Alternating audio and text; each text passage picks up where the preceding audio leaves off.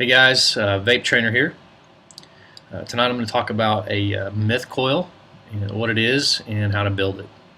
Um, First thing we're going to talk about is the materials that you're going to need. So to start off with, obviously we're going to need some wicking material. What I've got here is a 4mm eco wool. You're also going to need some ribbon wire. What I'm using is 0.8. A pair of needle nose pliers. Your torch. I use forceps so that I can torch the wick without dropping it.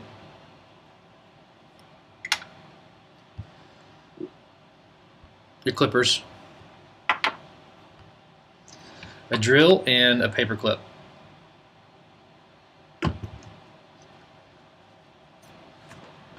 So let's go ahead and get started.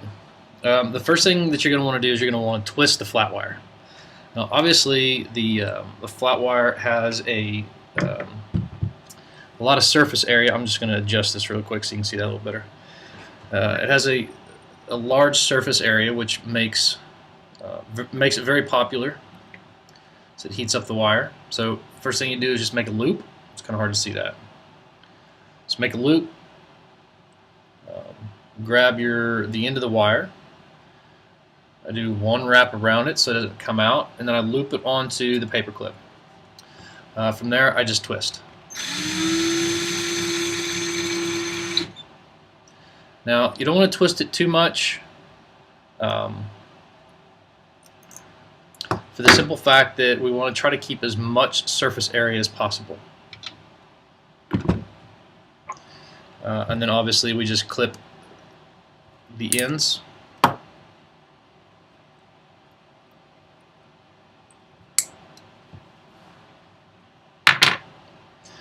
And what you're going to come out with is going to look like this.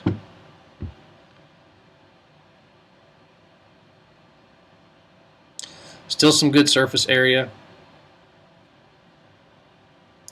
The whole point of this, like I said, is not to twist it too tight. You want to keep as much surface area as possible. This produces a very good vape, and it's very, very simple to build. I'm going to go ahead and torch the eco wool.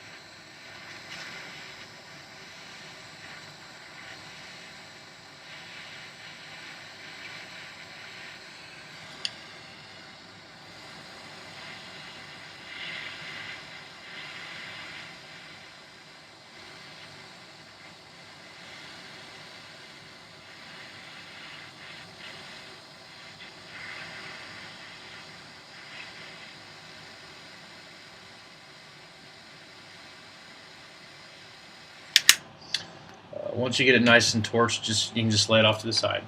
Let it cool. Tonight I'm going to be building on the Atomic by MCV out of the Philippines. I've used a lot of drippers, knockoffs, and name brands alike, and I got to tell you, this is by far my favorite dripper. And I'm using on a Nemesis clone, which I thoroughly enjoy. Very inexpensive. I picked it up for like $45. One of the things I really do like is the silver plated contacts. I like the fact that you can also adjust the throw on the switch. Now that that's cool, let's go ahead and clip it. It's a little bit thick for the clippers, so I'm going to use a pair of titanium scissors. They stay sharp. very easy to use. I use them a lot for all kinds of stuff. Now I'm going to torch the wire. The purpose of this is to take the springiness out of the wire.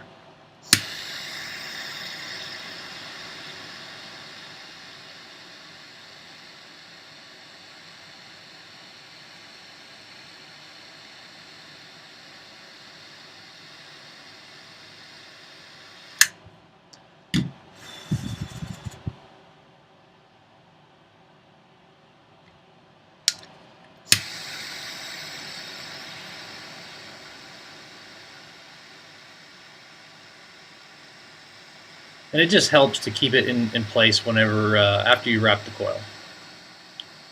Also, it helps to keep the wire from coming unraveled if you're handling it too much. So just grab your wick and leave you some excess. I like to do about a 3 wrap with this 0.8. Typically, if I go anything higher, like a 0.6, I normally do about 2 wraps. This 0.8 does really good with 3 wraps.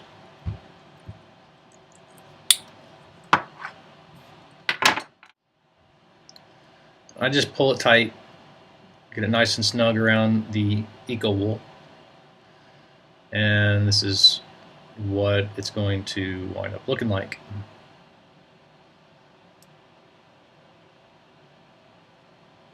And it doesn't have to be perfect. You can adjust the coils, make them pretty if you want to. I'm not too picky about it. Mine seem to work just fine.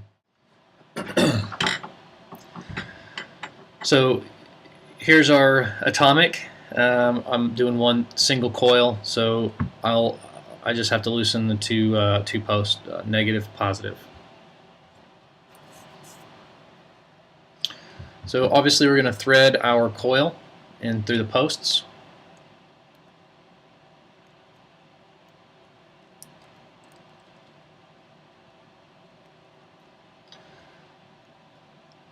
And I like to kind of get it as close as I can, or right up against the post.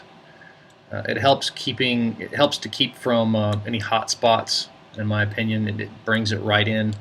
Now you kind of see that you just pull it through, like I said, and then just pull it off to the side so it doesn't come back. At this point, you can go ahead and tighten down your terminals.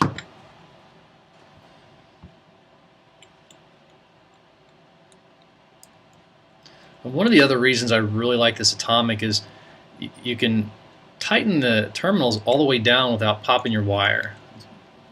Joy did an amazing job building this dripper.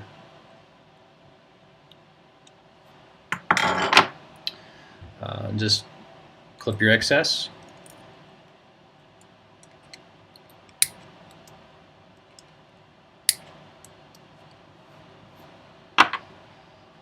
And then just kind of straighten up your coil.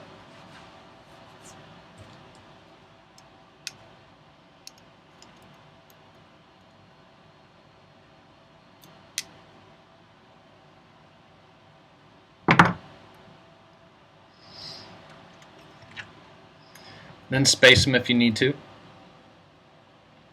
Obviously, you want to kind of want to pull it away from the post so you can get the full effect of all 3 coils rather than just 1 or 2. It's not actually shorting out. I don't know if you can kind of see that there. Kind of hard to see. Okay. Again, we just trim the excess off our mthCoil.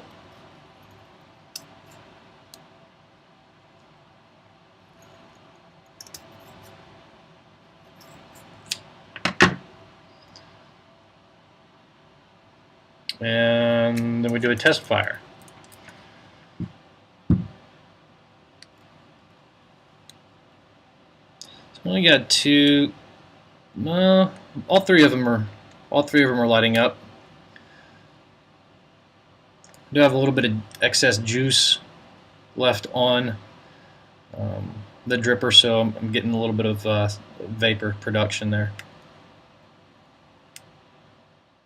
I am using a 30 amp battery. In this case, it's an eFest 1600 30 amp V1. I like to use the mthCoil 25 amps and the Sony 30 amps as well. I am curious to see what this is going to read out at, so I'm going to go ahead and throw it on the ohm reader, which I picked up from Vapor Galleria for I think it was like $20, and that's reading out at a 0.36.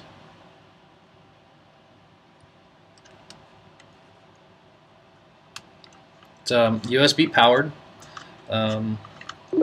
You can use a 14500. It doesn't come with the 14500, but I have no issues with using the USB powered. From here, I'm going to go ahead and add some juice to my coil. The juice I'm using is an 8 milligram Aphrodite from vaporgalleria.com, one of my very favorite juices. Once this soaks in, I'll give it a test fire and show you the vapor production of this twisted flat wire.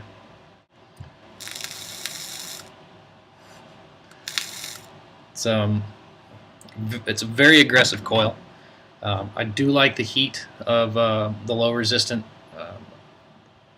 sub-ohm coils. You do got to be careful. I never recommend using a 10 amp battery or anything less than 25, 30 amp battery. The whole idea here is to be safe, right? So I want to do that. And I'll put together my dripper here so that we can go ahead and kind of show off the vapor production from the vape.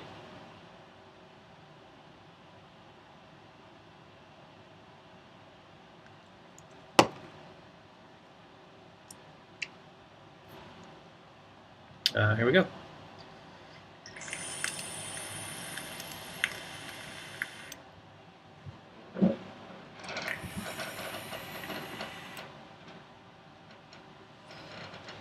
Amazing flavor, amazing vape production. Now the flat wire obviously is going to have a larger surface area, so I'm able to keep the flavor that I have and obtain my sub-ohm preference.